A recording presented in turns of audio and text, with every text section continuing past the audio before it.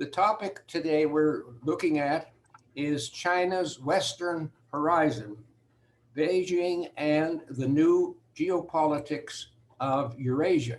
Now, I didn't know where Eurasia was or what it included, so I looked it up yesterday, and it is the largest continental area on Earth. It comprises all of Europe and all of Asia, 36% of the Earth's land area, and 70% of the human population. The division between Europe and Asia turns out to be just a construct because there is no natural break between the two. Our speaker today will have a map that'll elucidate that further as to just where we are, what we're talking about. So the topic really is China's rise. It is probably the most significant geopolitical shift of the 21st century. And our speaker today, Daniel Markey, is a senior research professor at Johns Hopkins University in Washington. And he teaches courses in international politics and policy. Dr. Markey's latest book, China's Western Horizon, Beijing and the New Geopolitics of Europe, Eurasia, was published last year, 2020. Let us welcome our speaker, Daniel Markey. We're in your hands, Daniel. Great, thank you. And thanks to Chappaqua Library Foreign Policy Discussion Group, especially to you, Don, but also to Joan and Mal for this invitation. It's great to be able to join you, and as I'm sure all of your speakers say, I only wish I could be there in person. So maybe next book. So this book that I've written and that I want to talk about today has origins in some earlier work that I did, because I spent about the past decade before that, possibly a bit longer, working on South Asia, and especially on relations between Pakistan and the United States, between India and the United States, that three-way relationship. And I started thinking about one of the major new developments in the region being the increasing involvement of China. And I started writing about that as I was working on my last book, which was called No Exit from Pakistan. But I felt like there was a lot more that needed to be done there. And that was the kind of the origin, the nugget of the opportunity that I saw in writing this new book. And I will show you a bit more about that later. But the book itself draws on a variety of different types of sources. So it includes some history, including some kind of expansive history going back to the mists of time, just to give the reader a bit of a context about the extent to which China has and hasn't been involved in this part of the world, in Eurasia, as Don was talking about. It includes some basic data about what we're looking at here in terms of everything from population to trade flows to defense sales to energy purchases. These are the kinds of things that give you a sense, a snapshot, so to speak, of what's actually happening on the ground. But it's also leavened, I hope, with material from interviews that I conducted during travels to most, though not every one of the countries that I focus on in the region. So the one major country that I wasn't able to get to during my research being Iran, which I never felt was quite comfortable and safe enough for me to go to. And the book was also informed by my own background, and just, Don gave a nice introduction, but I'm the kind of person who brings an academic side of this. I did my doctoral work in political science and international relations, but I also spent a few years at the State Department working on the Secretary of State's policy planning staff, which is sort of a little think tank in the State Department. And then I spent about 8 years at the Council on Foreign Relations, so at a think tank doing policy-oriented analysis. And so I try to bring all of those things to bear in a book of this sort. And while I'm doing this, I'm trying to make sense of a very wide, almost impossibly wide set of developments that I'm seeing emerge through this region. So developments in the political realm across this array of countries, economic developments, and also security or even strategic developments, things that are happening that haven't happened before. And again, this is a huge geographic space. And what I'd like to do is pop up a map, if I can do this here. So now I hope you can see a map that draws from the book. It's actually reproduced just directly from the book.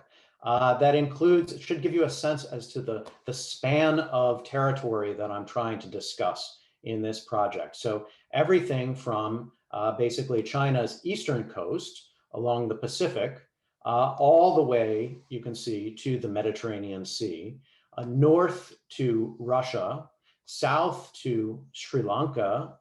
This is continental Eurasia, so it's enormous. And I'll pop that back up in a minute.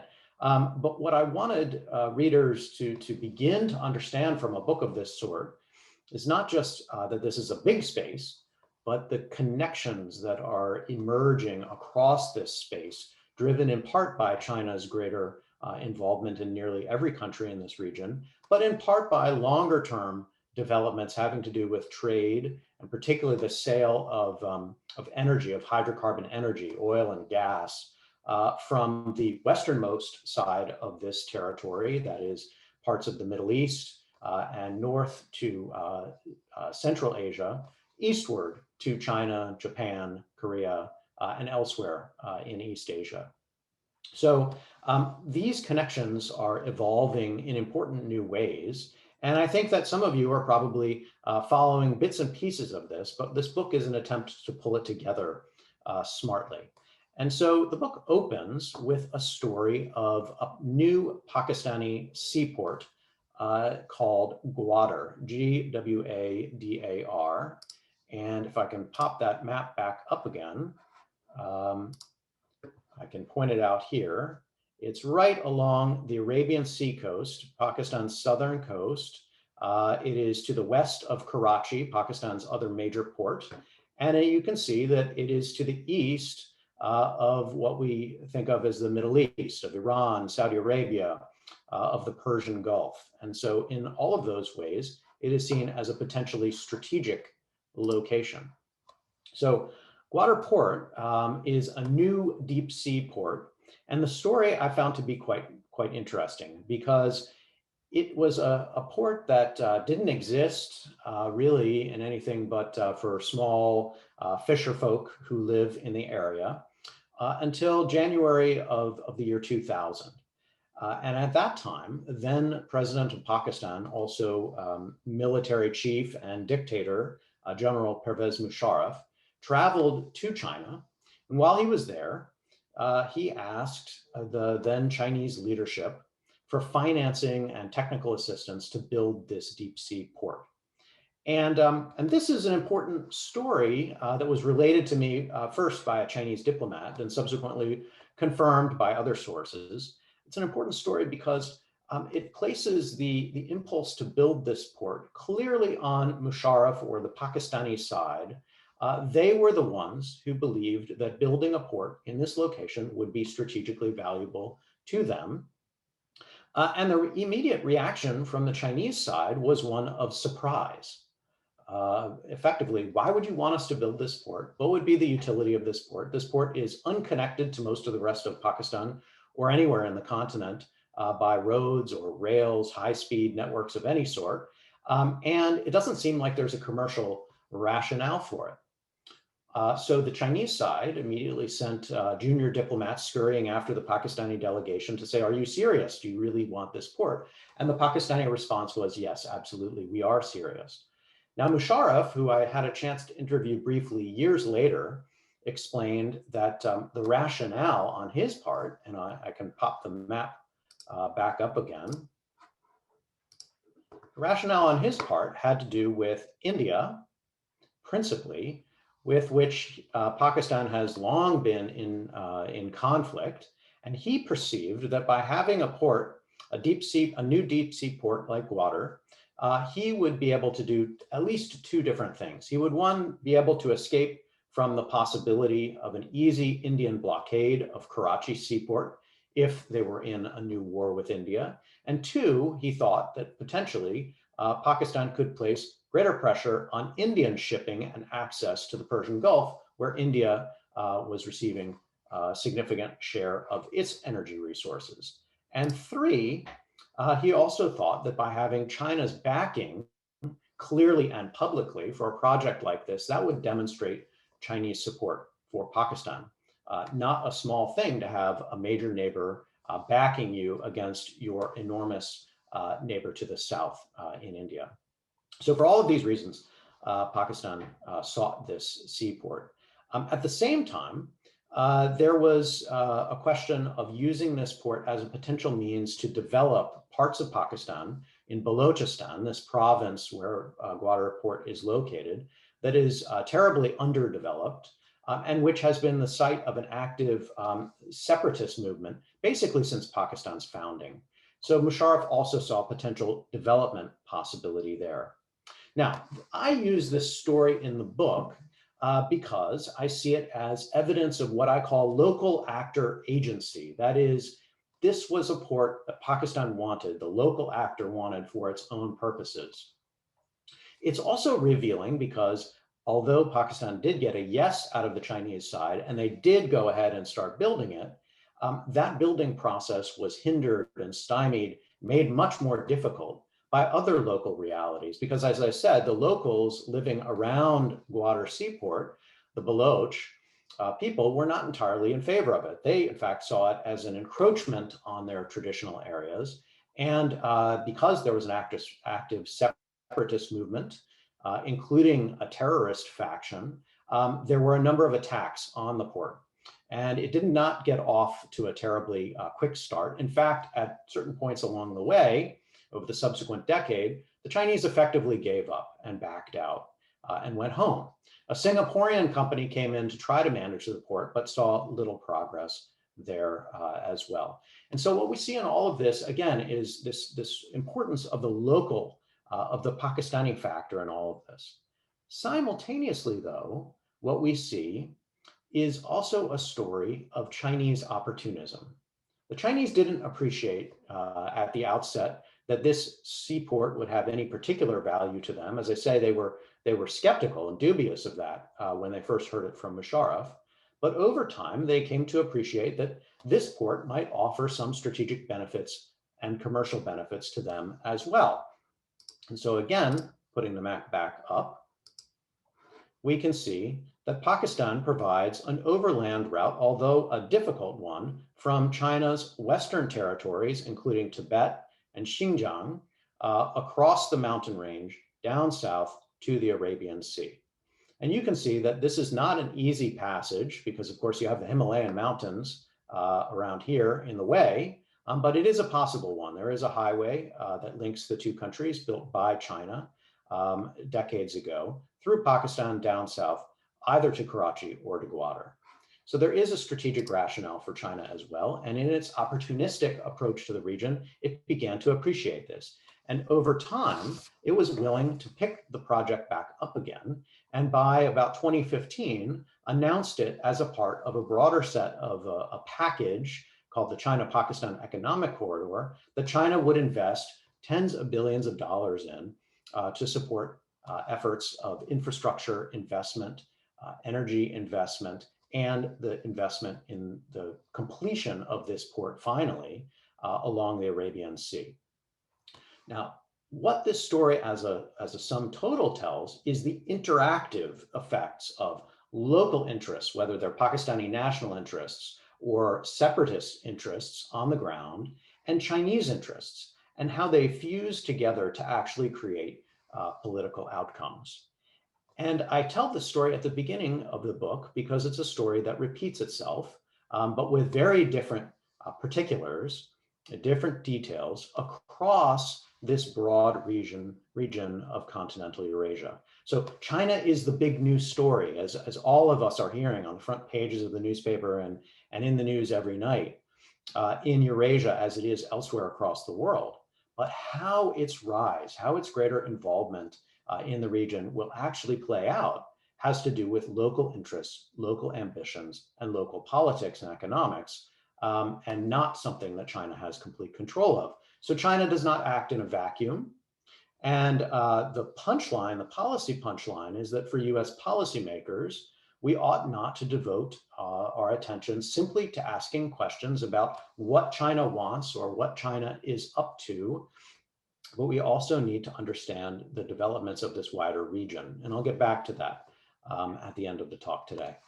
Now, in the book, I have some other aims. I want to help my primary audience, that is particularly American readers, appreciate these connections across this vast region, how that relates to the potential for China's rise, what that will mean for China's rise over time. I do want to explain what China thinks it wants or what it is up to in this region in terms of everything from trade and political influence to military and security involvement. And I want to think about that in comprehensive terms that go beyond some of the more simplistic stories that we're often focused on having to do with Chinese investments in physical infrastructure. It's much more than that. And it's important that as observers, we appreciate that. And then I finally, most importantly, I think I want to offer some suggestions for how the United States should respond to all of these developments. So as I say, the book really focuses on the agency of local actors, of how they matter.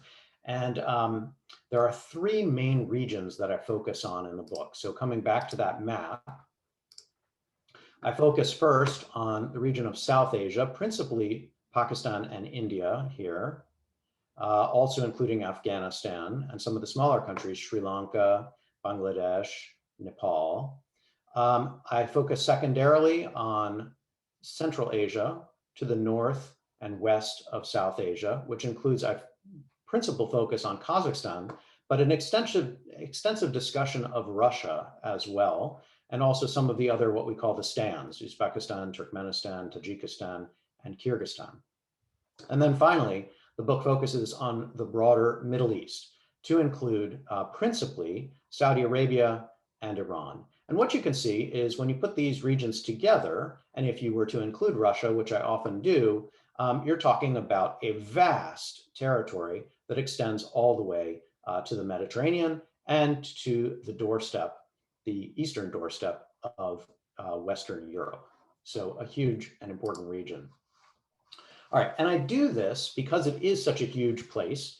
I do this in two basic ways to try to simplify my project and to try to present it in a way that I think is more accessible. So I ask two core questions. First, I ask, what is happening on, you might say, the home front in the domestic context of several of the most important countries in this region? So what's happening in terms of their domestic politics and their domestic economics and security already with and without China? So and then I say, all right, well, we understand that. How is China's involvement at that domestic level affecting those dynamics? So in a sense, who is winning, so to speak, and who is losing, or who is winning more and who is winning less from China's greater involvement, say, in the trade or investment in a country like Kazakhstan? Again, a big country. And we can see very quickly when we look at this that, say, back in 2008, 2009, with the global financial crisis, the elites of Kazakhstan, the power holders and the major owners of Kazakhstan's energy companies, all linked closely to the core leadership around then President Nazarbayev, they were the winners. They were bailed out with billions of dollars of Chinese loans and assistance during this period that effectively gave them a new lease on life, of political life in their country. So they are clear winners.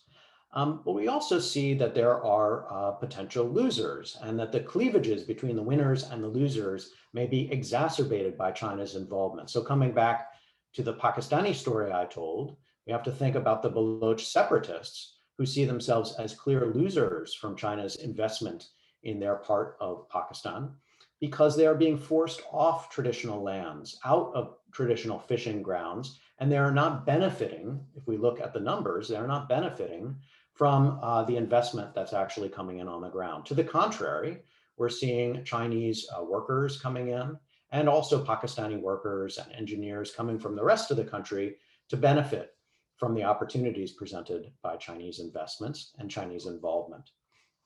And then we also have to see how some of the local leaders are not just using China's money to stay afloat, but they're also using, in some cases, Chinese technology and Chinese know-how to improve their position. So if we look at the case of Iran, we can see evidence that Iran's repressive clerical regime, the Ayatollahs of Iran, are using Chinese surveillance technology and Chinese telecommunication technology to patrol the Iranian internet, to shut it down to opposition groups, to keep an eye on anyone who might present an opposition to the government.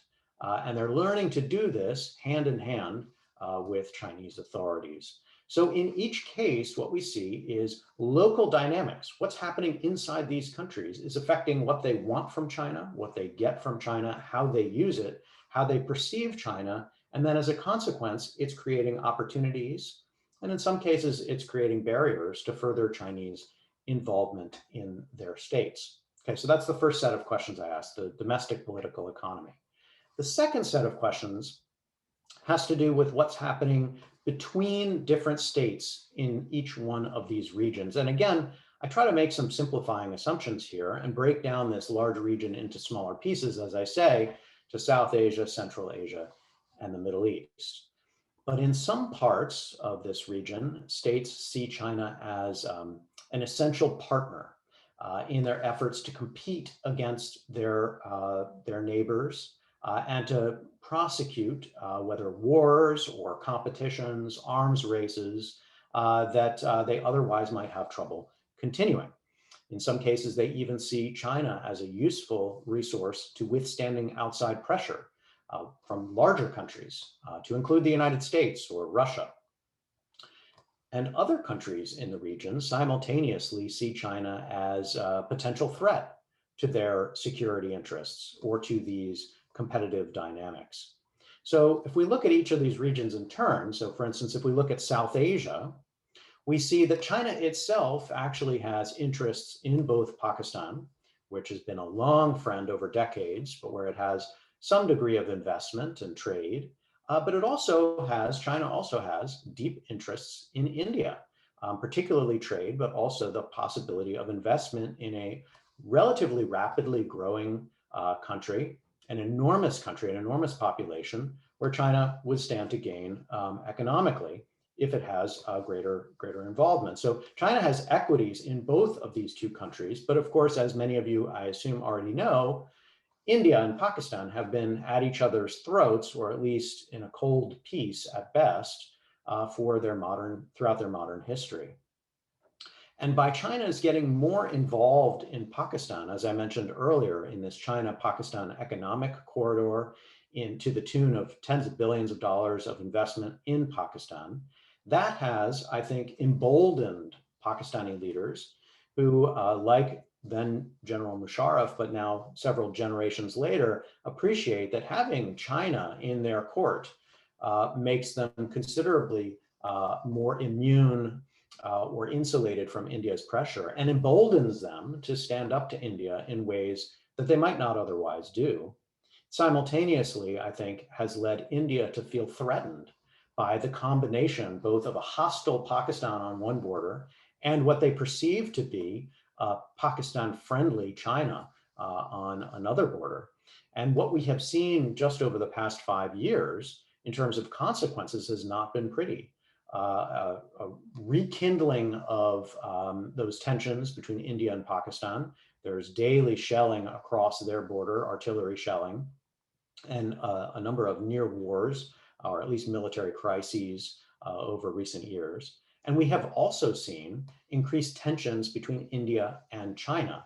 And the first loss of significant military life along their shared and contested boundary line happened over this past year, the first in over 4 decades.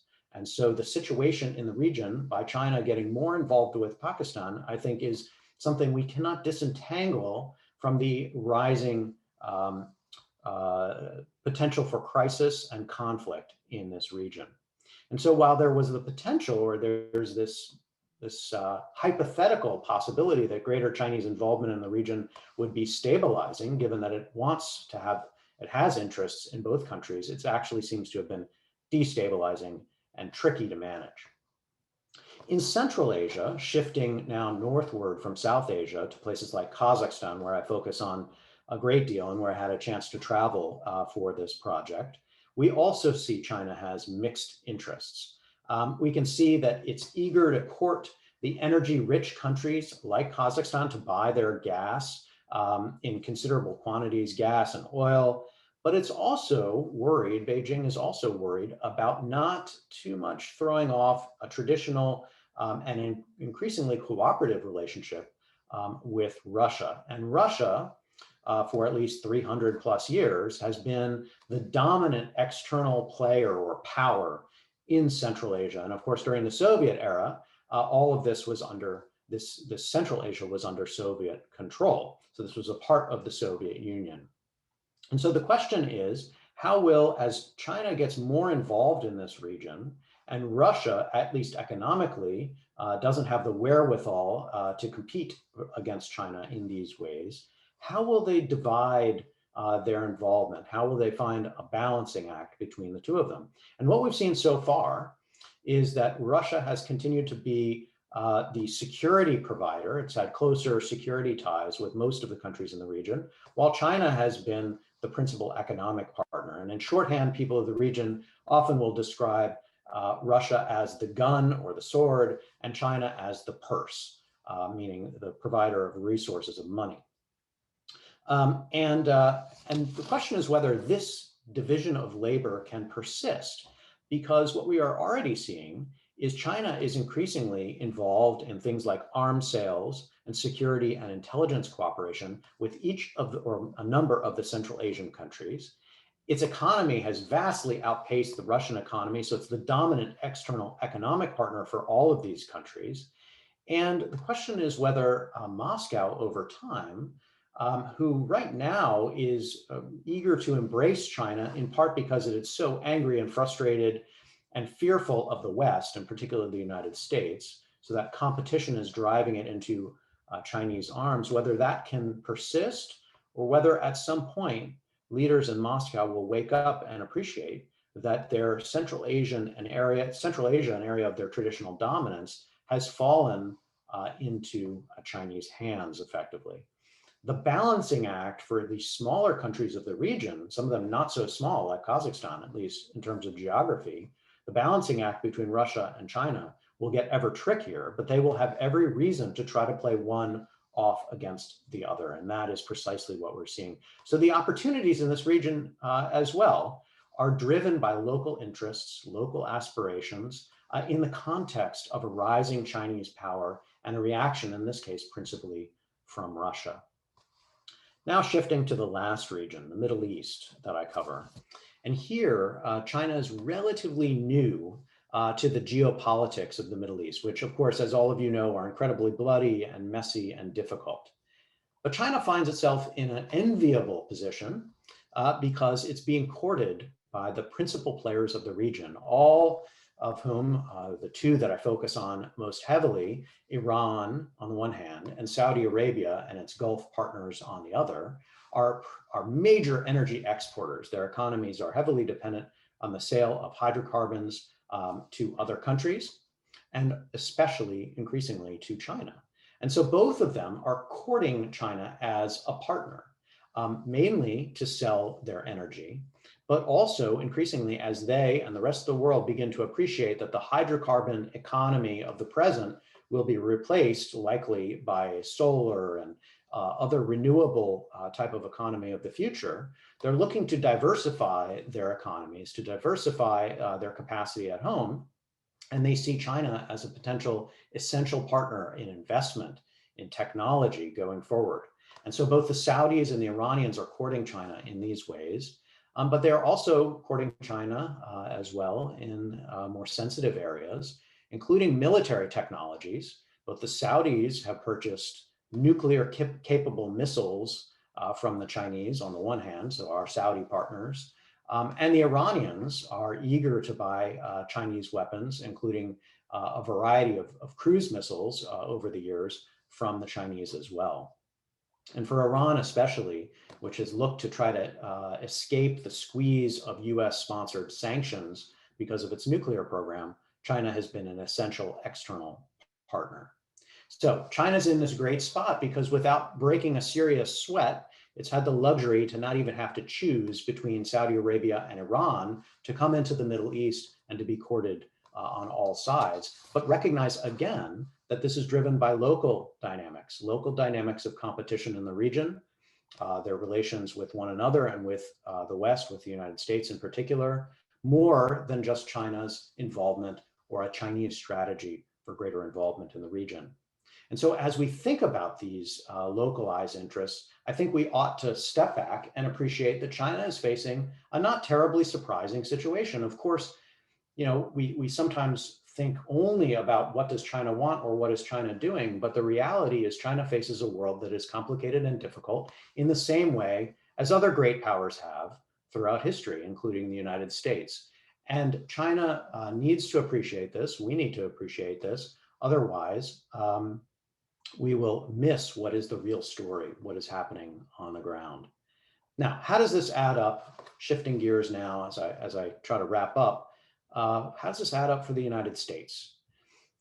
Now, it's a mixed story on the economic front. Of course, this is the one that, as I say, we get a lot of people talking about the Belt and Road Initiative, Chinese investment in port and other infrastructure across this region, rails and highways and other things. There are some positives to this. Knitting together an underdeveloped or relatively underdeveloped part of the world and drawing together the regional economies has great potential to increase productivity and to grow this region in important ways that ultimately support the global economy and therefore I think are useful to the United States. They also provide opportunities for the United States, for our own corporations to get involved. Everyone from GE to Caterpillar can be involved in infrastructure investment. But there are some downsides as well. And what we see on the ground in, say, a country like Pakistan, which I've gotten to know reasonably well, is that China's involvement on the economic front doesn't always create a level playing field for competition from other outside commercial ventures. That is, the Chinese have advantages. They have sweetheart backroom deals with Pakistan's leaders, or they have additional Pakistani provided security that American or European or Japanese corporations never benefit from as they invest in Pakistan. And this creates, along with the possibility of new technology standards, everything from Chinese control over infrastructure or actually telecommunications standards, particularly we talk about the 5G networks and so on. This creates an opportunity for China, but a closed door for investors from elsewhere. And that is not obviously a positive thing for us. So on the economic front, mixed story. Politically, I would say China's influence mainly creates headaches for the United States.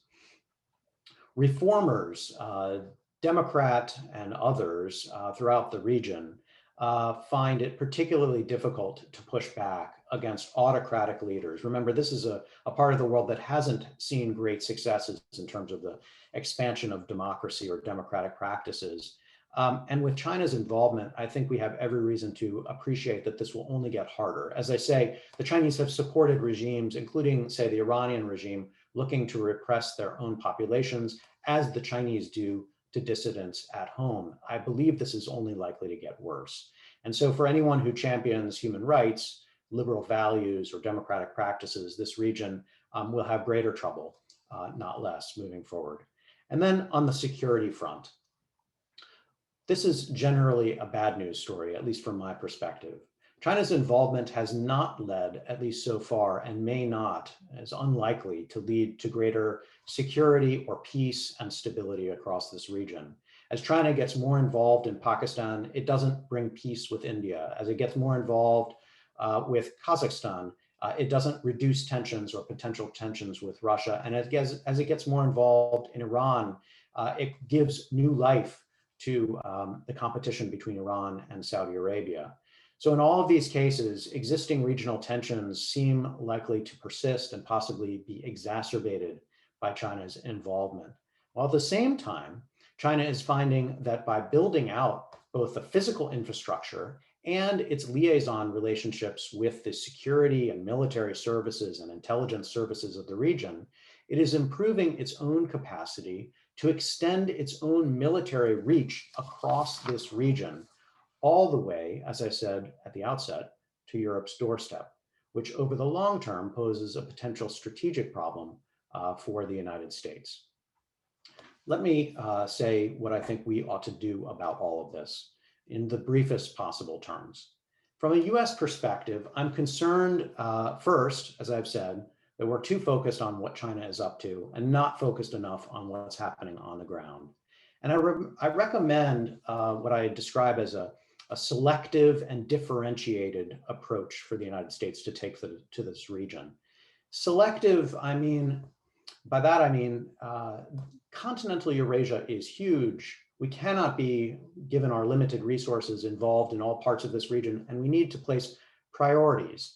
For my part, I would prioritize our traditional partners and friends and treaty allies across the world, rather than to try to devote greater attention to the more difficult places most of which I've identified, like whether Kazakhstan or Pakistan or Iran and Saudi Arabia. These are some of the more difficult places. So we need to be careful and invest only where we believe that our additional investment of resources, whether to bolster friends and allies or partners in this region, or to have a more coercive role, where that's likely to pay off.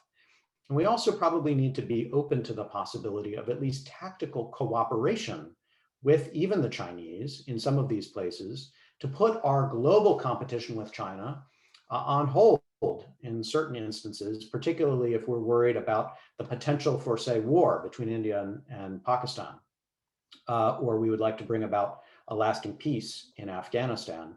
The Chinese, in a number of ways, may share similar interests, and we need to explore these, while at the same time investing in our capacity to respond to this reality I've described over the long term of a Chinese military reach that will extend across this continent, clear to Europe's doorstep. And as I say, we need a differentiated approach. We need to understand that we should not try to do what China is doing simply to compete on its terms. So where China is investing in infrastructure, we may find that these are bad investments and we should steer clear. The Trump administration, for its part, often tried to match China's efforts with lesser efforts of the US's own part. This is not going to work, both because we can't compete with China in certain areas like infrastructure investment, and because it's not actually in our interests to do so. We should look to other areas. We should look to differentiated areas where we enjoy an advantage, everything from higher education to commercial technologies, and even in some instances to arms sales, where we are still leading the Chinese in important ways. And one final point. The countries of the region do not see the world through the lens of competition between the United States and China. They see the world through the lens of their own parochial interests. We need to remember that. They are not necessarily pro-US or pro-China. They are pro-themselves. They are eager to advance their interests, and where they see the United States as a potential partner, a potential ally in that, they will work with us. Where they see us as a problem, they will appreciate whether that they can push back against us, possibly by working with the Chinese. We should see the world through that lens and appreciate that one of their principal aims is to retain a degree of autonomy, even in the face of rising Chinese influence. And where we can be helpful in allowing them, creating opportunities for them to continue with that autonomy, they may be grateful to us and continue to seek cooperation with us in important ways. And that is something that I think is true across this region, and I think we should be exploring elsewhere in the world as well. So I will leave it there. I look forward to your questions. I see some are already coming in. And again, I want to thank you and the Chappaqua Library for the opportunity to talk about my book. And thank you. That now I understand what it means when someone says it was a tour de force, because you fit all three words there, and the area that you tackled is enormous, and yet you've done it so well with painting a picture with each of those regions as you've described. But also, I just admire your lecture style. And your lecture style is no ums and ahs, and it's a very straightforward, delightful method of informing us, and I'm sure your students. And going from there, I want to take the opportunity to ask you a first question, which has to do with the Chinese people themselves. In other words, who are they underneath all of this? Do they agree with what their elite is doing in terms of mixing up in the rest of the world and that kind of thing? Are they like the British who just love to have pink parks all over the world and we're proud of that? Or are they paying no attention to what the elite is doing? Could you kind of look at the people themselves? I think, look, China is enormous, and I took the opportunity to watch one of the earlier presenters in your lecture series, Isaac Stonefish, and I listened to some of his lecture, and he said, look, the first thing to recognize, it's hard to generalize about a population of 1.4 billion people. So with that caveat in mind, I think we should appreciate first that many Chinese, literally millions of Chinese, are active commercially all across the world and across this region. So individual Chinese have taken seriously the opportunities, the economic opportunities presented to them, and have left China to pursue their, to pursue sales, retail sales, and other businesses, import, export, across this region as they have elsewhere. And so in that respect, you would have to say there are a great number of Chinese who are already very global, quite entrepreneurial, and benefit directly from China's greater involvement in these different countries. And that's point one.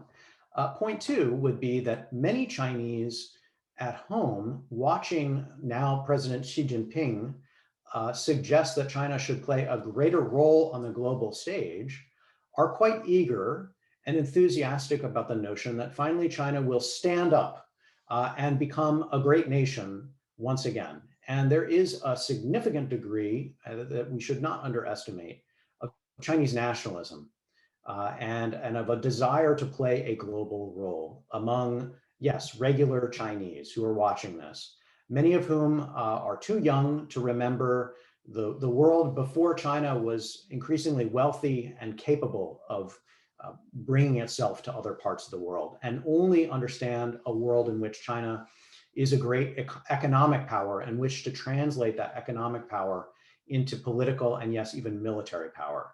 So that's a second point. The third point, though, I think we also need to recognize that there are a considerable number of Chinese who, when they hear that China is investing in a nearby neighbor like Pakistan, say to themselves, shouldn't China be investing more at home?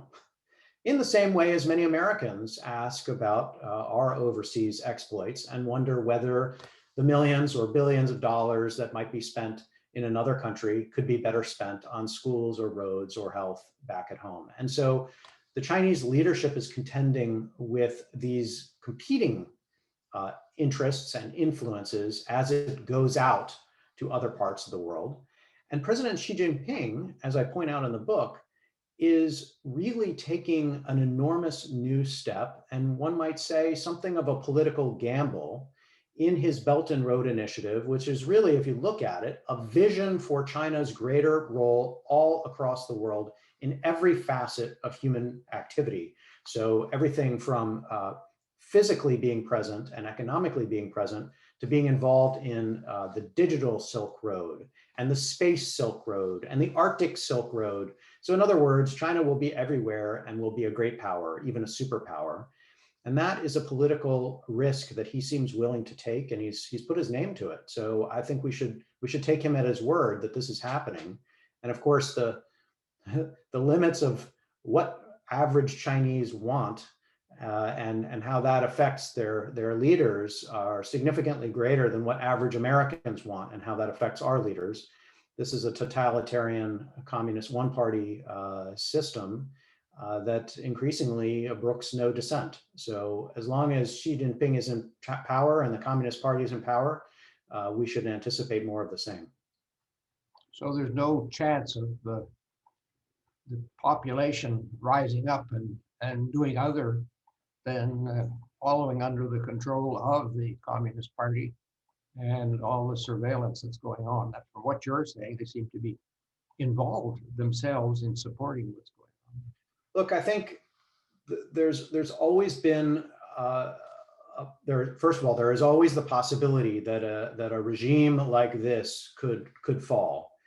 However, the people of China, if you look at their experience, and I don't want to give too much emphasis to what the Chinese Communist Party has done, but if you look at the lived experience of Chinese citizens over the past 30 plus years, you will see that they have enjoyed incredible opportunities that the prior generations did not. And so as they look at that, many of them see huge benefits and are not eager to sacrifice those benefits in the name of democracy or in the name of political change for the sake of political change. Again, it's possible that that could change, but I would just, a quick story, on one of my trips to China years ago, I was taken around, I was in Sichuan, and I was taken around by a young woman who was a master's student. She was my guide for the few days that I was visiting the university there. And I asked her about her, and she had perfect English or great English, and she was studying South Asia studies. And I asked her about her upbringing. And she said, my parents were semi-literate peasants. That's what she said. That's how she described her parents. They lived in a village. They had been since relocated to effectively a work facility around an industrial plant, and they had jobs there. But in one generation, you went from semi-literate peasants to excellent English-speaking, highly educated citizen who was interacting with somebody from the United States at a very high level. That's tremendous and shouldn't be overlooked if we're trying to understand what drives or motivates Chinese citizens. Thank you for that. Our leader, Mal, normally has a question or two at this moment. If he presses on his showing himself button for his camera. Mal, you must have a question or three. I think you even told us you did. So would you come in with a question now before we hand it over to all those good people who are waiting out there their turn? I'd be happy to. I'll do it just with unmuting. One of my questions was, from the U.S. perspective, is the Chinese-Pakistani adventure more significant than the India-Pakistan situation? I mean, here we see you're talking about a very positive set of moves, and yet I'm not clear about the other dimension. So, if I understand correctly, so China's involvement in Pakistan, certainly during the Obama administration, when it first started coming to the fore, the reaction from Washington and from the U.S. Embassy in Islamabad was generally positive. The logic being, if China wants to invest more in Pakistan to build up Pakistan's economy and improve its infrastructure, particularly its energy infrastructure, where Pakistan was suffering enormous blackouts, brownouts, and that was affecting its industry. If China wants to help solve that problem, why would we stand in the way? We, the United States, according to the Obama administration again, we, the United States, have been looking for ways to develop Pakistan's infrastructure over years, with the logic being that if you build their economy, that will help reduce the incentives for political extremism, for violence, for terrorism, all the kinds of things that got us involved or more deeply involved in Pakistan after 9/11 and in neighboring Afghanistan as well. So if China wants to help fix that, great. The Trump administration, however, took a different approach, and increasingly so as the administration went forward. Whereas at first they kind of echoed weakly the Obama administration's lines. Subsequently, they started basically seeing behind everything China was doing a nefarious scheme for world domination. And while I have some sympathies with concerns about Chinese motivations internationally, and certainly deep reservations about how China was going about this business, including in Pakistan, what the Trump administration missed was that Pakistan itself didn't have too many other opportunities or options. China was the only one at the table offering them these things. And so, of course, what country would say no to another country that was looking to invest considerable sums of technology and financing to helping build out their economy, particularly at a moment where Pakistan felt itself alone, isolated, with few other options, and facing an huge economic challenge. So the Trump administration's criticism of Chinese activities in Pakistan, I thought, went too far. And where I anticipate, or at least hope, that the Biden administration will go is appreciating that, not everything China is doing is going to look unappealing to a country like Pakistan, nor do we have to compete against China in every way. We don't have to build Pakistan's infrastructure. We need to look for shared interests and opportunities that intersect with Pakistan's own interests. And by doing that, we may be able to find actual means to advance economic development in a place like Pakistan as we do elsewhere. So it's finding a good balance there, striking the balance, and also appreciating, and I'll leave this one last point as a kind of a pregnant one, that, as I said, the more China gets involved in Pakistan, the more India is concerned, both about what is up with Pakistan and what China wants in its neighborhood. And that has led, as I say, to violence along the India-China border. And that is something that is deeply worrisome, not just to India, but to us as well, because we have increasingly seen India as a long-term strategic partner in Asia, a huge, hopefully continuing to be democratic country in Asia that could be a counterweight to China over many decades to come. And so we don't want to see India suffer from an acute conflict with China. We'd like to see India stable and economically developing in its own right. So these are the kinds of balances that we have to play. India and Pakistan are both nuclear powers. Should we be concerned?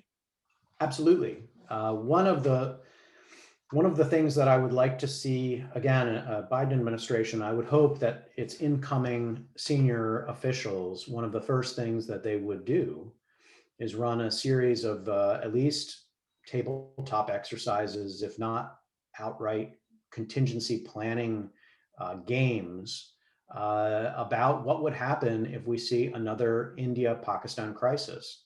But in this moment, it wouldn't necessarily just be an India-Pakistan crisis. It could be an India-Pakistan-China crisis, which intensifies both the magnitude of the potential threat, but also the complexity of managing relations with all three of those states simultaneously. This is not an easy thing to manage. All of them are nuclear powers, though India and China haven't really threatened each other in anything that comes close to, the nuclear threat.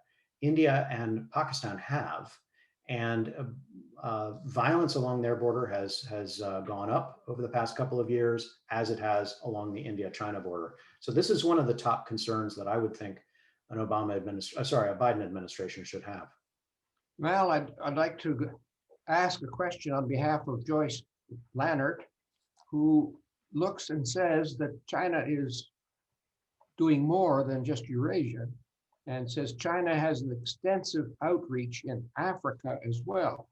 Are the Chinese simply outthinking us in terms of how it makes its partnerships, where it makes its investments, as the future is concerned?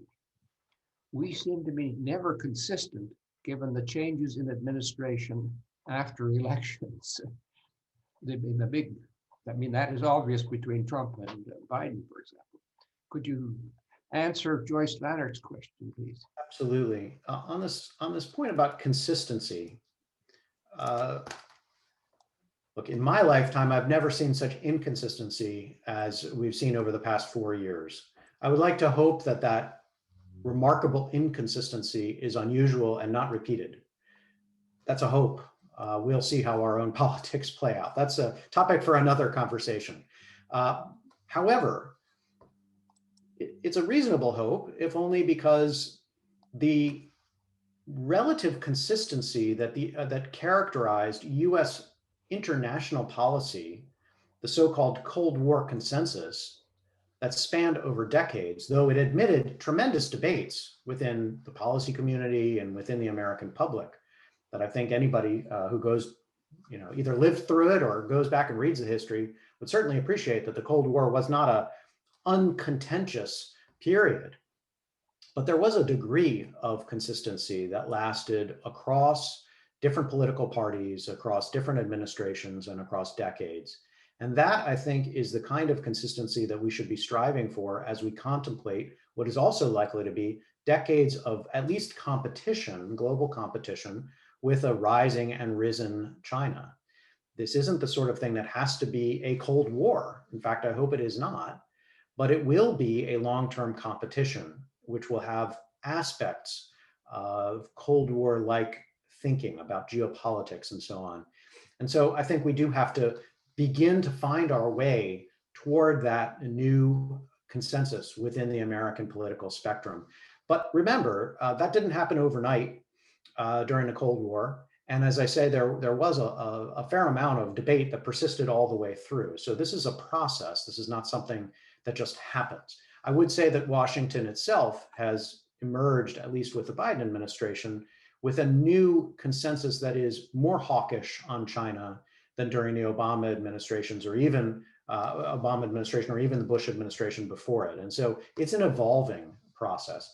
But with respect to our ability to deal with other parts of the world, you mentioned Africa, I will say the Chinese do benefit from having what seems like a longer time horizon in their management of relations with other states, and of that consistency that goes along with it. However, let us not overlook all the many strengths and all that we are doing around the world. Many places in the world, China is getting a lot of attention for its new investment. But if you look at the numbers, like in Southeast Asia, the United States, and certainly the United States plus our partners and allies, are considered far and away the largest investors in these regions. Maybe not the largest investors of new capital, but if you look at existing stock, we outpace the Chinese by a mile. And so we shouldn't overlook the degree to which we're already quite influential and effective in many ways in these countries. And on effectiveness, just because the Chinese have decided to, say, build new roads or rails or pipelines or hospitals even, doesn't mean that they will be effective over time. What we have learned in terms of infrastructure investment is that the initial building of, say, a hospital is very nice and very flashy and gets you lots of great headlines. But it's the doctors and the nurses and the effectiveness that they treat their patients that enables that institution to persist over a long period of time. So the Chinese may be able to build a beautiful hospital, but will it be standing and operational 5 years, 10 years, 20 years down the line? And unfortunately, they haven't quite cracked the code on that in the way that would actually help many of these countries. And so I think the Chinese are learning too. And in some ways, we should wish them well. And in other ways, we should be worried, because once they really learn, they'll be that much more effective at competing, even on our own terms. But let's not undersell what we bring to the story. We bring a lot, and we have a lot of experience operating as a superpower that should enable us in this competition going forward. Yeah.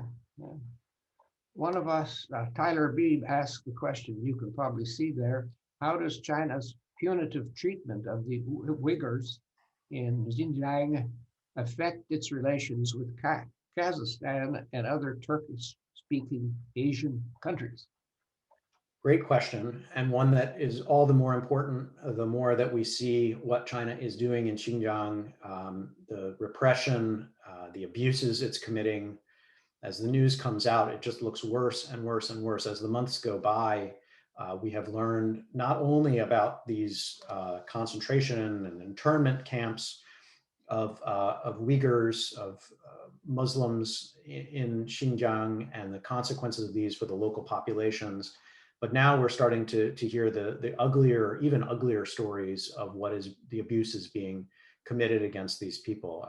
And as the new Secretary of State, Tony Blinken, has pointed out, he doesn't have a problem with the United States describing this as a genocide.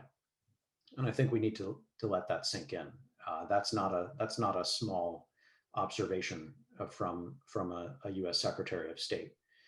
Now, recognizing that, the question is, why don't countries, whether Saudi Arabia, the self-anointed keeper of some of the most religious holy sites in the Muslim world, or Iran, a defender of Muslims and of, they claim, Muslim interests in many parts of the world, or Pakistan, a country that sees itself as the homeland of South Asia's Muslims. All of these countries self-identify as leaders in the Muslim world. Why are they all so silent when it comes to responding to what China is doing about its own Muslim population? And by the way, one other point here on what China is doing. Yes, the Uyghurs are getting a lot of attention right now, as they should, but China has also started a very repressive policy against other Muslims who have lived in China, at least their ancestors have, for hundreds and hundreds of years. The Hui Muslims, they're more integrated into Chinese society. They're ethnically Han, or they appear to look like all the other Chinese you might see in a way that Xinjiang's Uyghurs do not. They're also being repressed. Their mosques are being shut down or surveilled. So China is doing this to Muslims, not just Uyghurs. And why don't other Muslim countries respond? And the answer is, of course, that the leaders of these countries appreciate who's paying the bills, who's buying the oil, who's delivering the investment, and it's China. And it will continue to be China. And who's providing military equipment and training and technologies, and from telecommunications infrastructure to surveillance technologies to everything in between. Who's the one which country is selling them their cell phones? It's China, China, China. And they know that criticizing China, at least the elites within these countries know that criticizing China will be bad for business and will be bad for them personally, because many of these elites are also the ones who are in charge of the major companies and operations within their own countries. So they know who they need to wake up in the morning with, and it's with China. So they're reluctant to say anything. Last point on this, though, that doesn't mean their peoples are happy about it. If you look at what the people of Kazakhstan have been protesting about, or in Kyrgyzstan, or even at some level in Iran, what they have been upset about has been increasingly the closeness of their leaders with China, because they see it as threatening to them and hypocritical. And so what I see evolving is the potential, not that the elites who dominate these societies and control their economies and their politics will give up on their ties with China, but that they will have to be more repressive against opposition figures who question their closeness with China. And this can create tensions within these societies, not just create them, but exacerbate tensions within these societies between the elites who are in bed with the Chinese and their publics who are increasingly worried about what that means for them and what it has meant for Muslim co-religionists inside of China. Very, very well said. It's interesting, all right, that the Muslims of the world have not risen up, as you say. And one thought I had as you were speaking was, maybe as a goodwill gesture, America could hand out Chinese flags to all these countries like Pakistan for them to burn in their protest movements. Somebody's handing out all the American flags to burn. So why don't we do this as a wonderful gesture? Surreptitiously. You know, it's a clever one, and I would just say one of the interesting things is, in a country like Pakistan, again, one of the ones I know better, to burn an American flag, even when the United States was providing literally billions of dollars of assistance directly to the Pakistani government, to burn an American flag was an acceptable move and didn't get anyone in trouble. Yeah.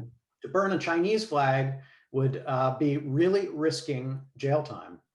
And because it is already the case that the state apparatus protects its relationship with China, in a way that it doesn't protect its relationship, never did protect its relationship with the United States. And that's a big change. And that's partly because they know the Chinese come down hard on them if they don't. Whereas we, the American side, had a tendency to say, well, it's public opinion, and we need to be sensitive to public opinion, not repress it, and that we're going to try to win people over rather than throw them in jail. And I'd rather be in the winning people over camp than the throwing them in jail camp. But it is challenging to play that side. One quick story on that front: when I visited Lahore a couple of years ago in Pakistan, I made my way out from the airport, and I was supposed to have gotten a ride. Someone was supposed to pick me up from the university, but they didn't. So I was just milling about in the airport, and it was about 4 a.m. So it wasn't a great time to be wandering around waiting for a ride. And I noticed that there was a small kiosk just outside the exit part, and it was marked China-Pakistan security site. And there was an armed guard, not heavily armed, lightly armed guard sitting there. And so I walked over and effectively asked him, is it okay? I'm not Chinese, but will you secure me as well? Can I sit here? And I've told many Pakistani audiences since then, like, look, it's fine that you want to secure Chinese in your country, but had this site just said international visitor security site, that would have been a welcoming gesture to any outsiders, including Chinese. You could put all kinds of flags on there, and we'd all feel like we were welcome to come and sit and wait for our ride. So that's a problem. Yeah. Jay Forbes is asking the question about securing minerals, where China has a great control over that issue, both economically and using it against Japan, for example, when Japan was getting a little upstarty in terms as the Chinese view, and they decided that they would cut off the supply of these minerals to Japan. So is that a... So the rare earth minerals story is a really fascinating one, and I'll peel it apart in just a couple of different ways. But the first being that this was an example, you're exactly right, of China using economic coercive capacity against Japan. That is, this is something, rare earths are literally rare, and they are necessary for the production of certain high technology things like cell phones. And so if you constrain access to rare earths in Japan, then you don't get to build these things, and that's going to hurt your country pretty rapidly. Chinese, knowing that, cut off supply or threatened to cut off supply. And that is one of a number of instances where the Chinese have used economic statecraft and economic coercion against other countries, and which is increasingly worrisome. And in the book, I talk about a number of different types of economic coercion, and this is just one of them. And the bottom line is, with economic power comes political power. And if a country like China is willing to use that economic power as political power, as they increasingly are, even when it threatens the global economy in some very tangible ways, then we have to be worried about it. So that's point one. Point two would be, rare earths aren't actually rare, meaning you can get them elsewhere. You just have to have a reason to want to get them elsewhere. We can mine them in the United States. Other countries can get their hands on them. It's just, if you have a global economy where you feel like you are confident about the freedom of trade and access to these things, then you don't bother to mine them because the Chinese are putting plenty of them on the market. But as soon as the Chinese begin to constrain access to rare earths, then other countries will have a material incentive to produce them themselves, and they will. And so that's what we are likely to see. Last point, probably many of your listeners have heard of decoupling, which is sort of a broader move to trying to separate out at least parts of the US or Western economy from the Chinese, because we are worried about exactly this sort of thing happening again. And we don't want to be caught in a situation where we need something and the Chinese won't let us have it. Similarly, they don't want to be caught in that situation. As our competition rises, we have to figure out which things should we really decouple over, and which things do we not need to worry about? So if we are worried about rare earths, then we should probably make a point of building our own. If the Chinese are worried about semiconductors, then they need to do that on their own. But tennis shoes, probably not a big deal. So we might as well continue to trade in tennis shoes.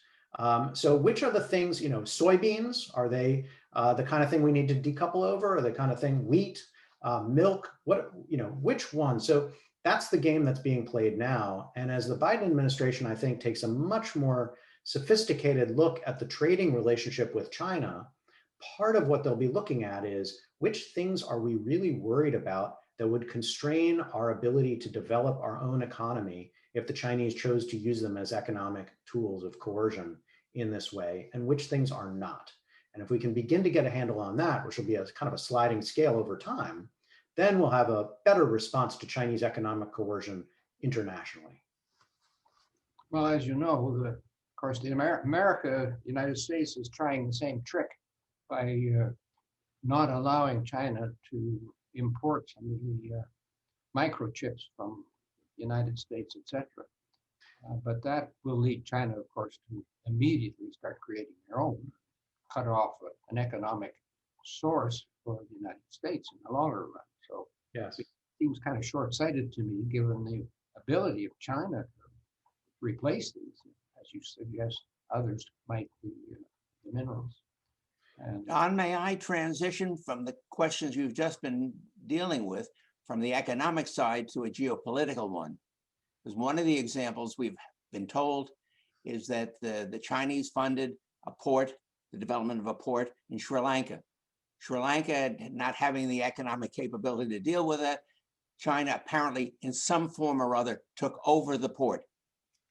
Dan, has there been any geopolitical impact from that kind of an activity? Are they borrowing other ships? Are they bringing in military ships? What's happening with that control of the port? Right. So this port is Hambantota Port, and there's actually an article that just came out by one of my colleagues at Johns Hopkins SAIS in the Atlantic on this, and she's done some research specifically on this question. I did some light research on it for my book. The point that we both arrived at is similar to the broader observation I make in the book, which is that this wasn't just China seeing Sri Lanka as a victim, coming in, dangling credit in front of unsuspecting Sri Lankan leaders who took advantage of it and then were caught in a debt trap. And then China swooped in to build a military port. And now China has an unsinkable aircraft carrier off the southern coast of India. No, it's not. The story is actually a lot more complicated and different from that. It's more complicated because the Sri Lankans really knew and have known what they were doing. The leaders of Sri Lanka, in particular the Rajapaksa family, now in charge of Sri Lanka, saw the investment in Hambantota Port as basically I think partially a kickback scheme and opportunity, and also a big political win that they could show to their constituents and could demonstrate that they knew how to bring home the bacon from an outside player and that they could actually manage a relationship with China. So that's point number one. They were the drivers, just like the story I told about Waterport being a Pakistani port for Pakistani reasons.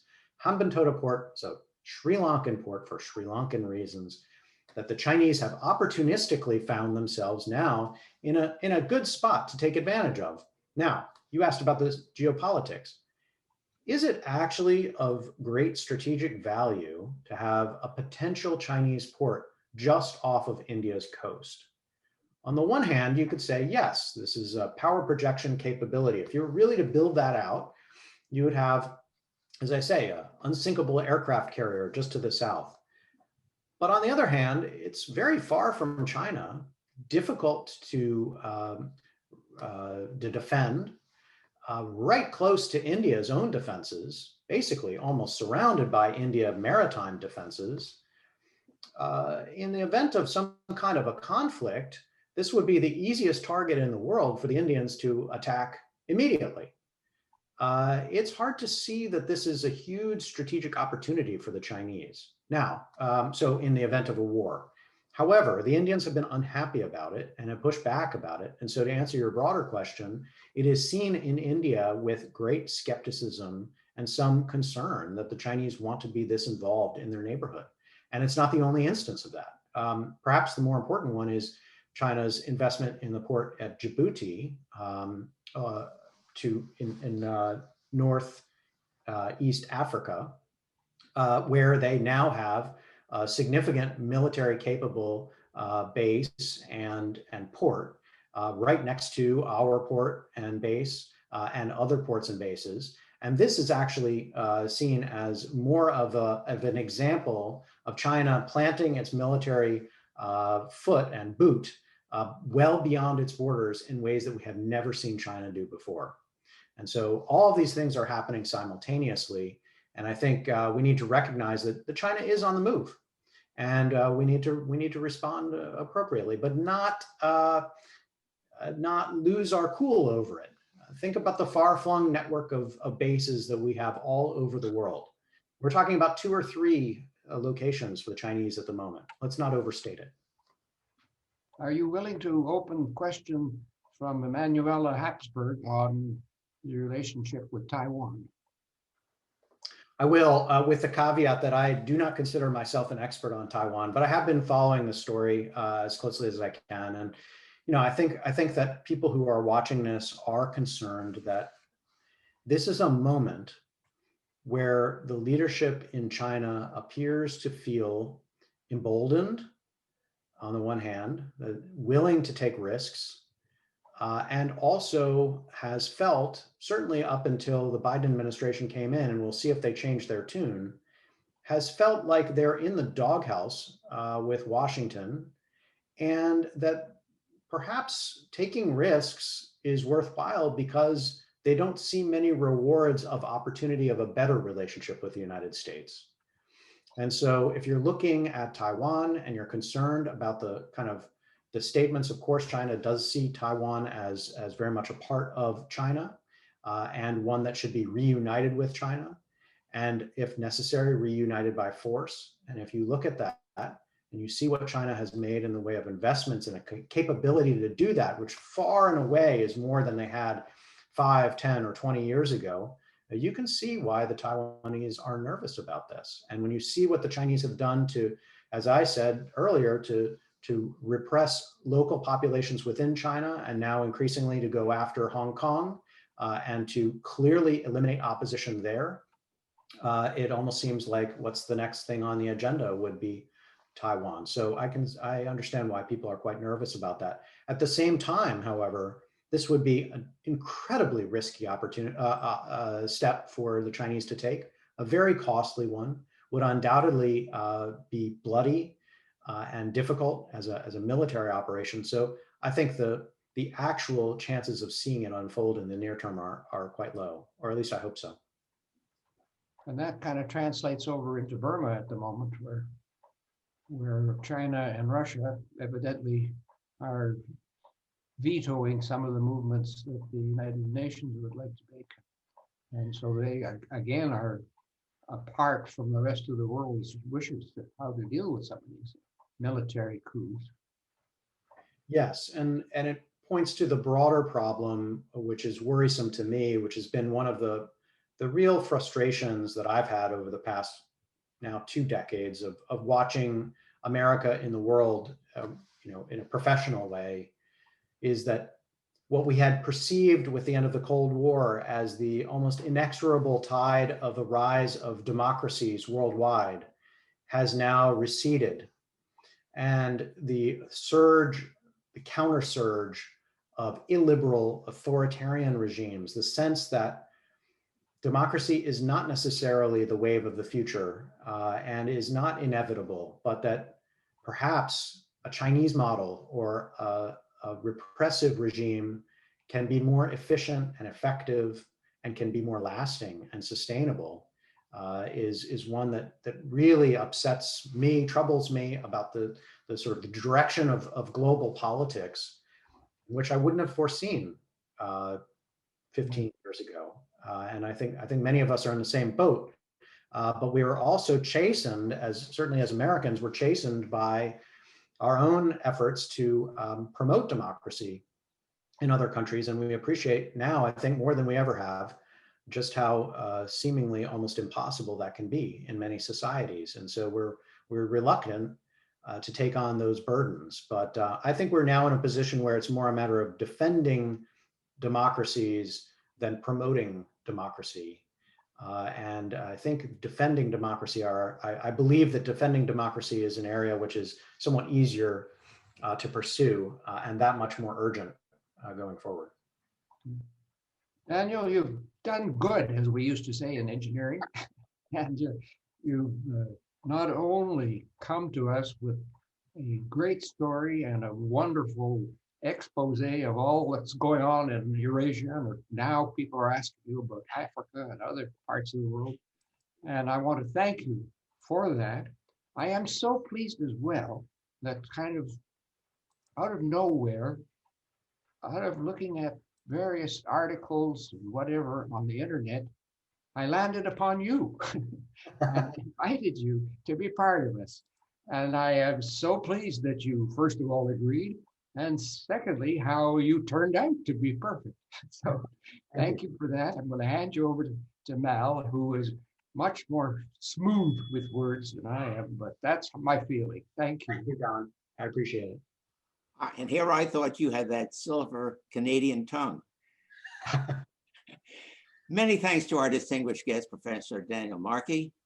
Thanks also to Don, today's recruiter and moderator, to Joan Kuhn and her colleagues from the Chappaqua Library, to Carrie Krams from the Newcastle Media Arts Center, and to all of you who have joined us today from wherever you are. In 2 weeks, on February 22nd, we'll be hosting the return of Evans Revere, who will address us U.S. foreign policy in East Asia. You get a theme here? On March 8th, we will be hosting Ambassador Frank Wisner, who will be talking about India and South Asia. If you have friends and family who would like to join us in the spring, please email Joan Kuhn at jkuhn@WLISMAIL.org, so that we may be sure to add your names to the newsletter and invitations list. Until we meet again in February 22nd, please be safe. We need all of you.